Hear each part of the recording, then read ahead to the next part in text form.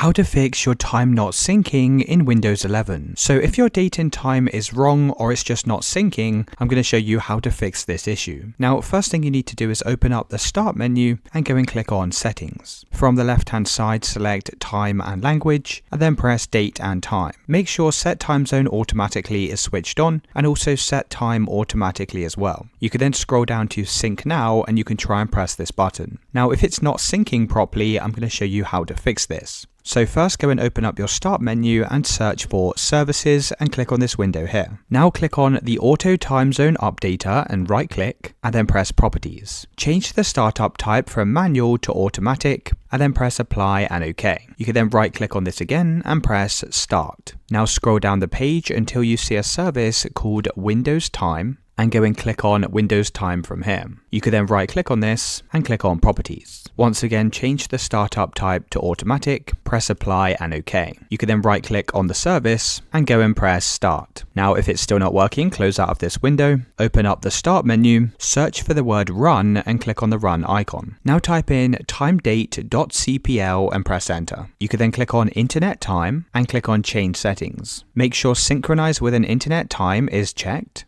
Click on the drop down next to Server and go and select this second option from the list. You can then press the Update Now button. Now go and press OK and press OK once again. Once you've done this, you'll need to restart your computer and your date and time should now be synced correctly.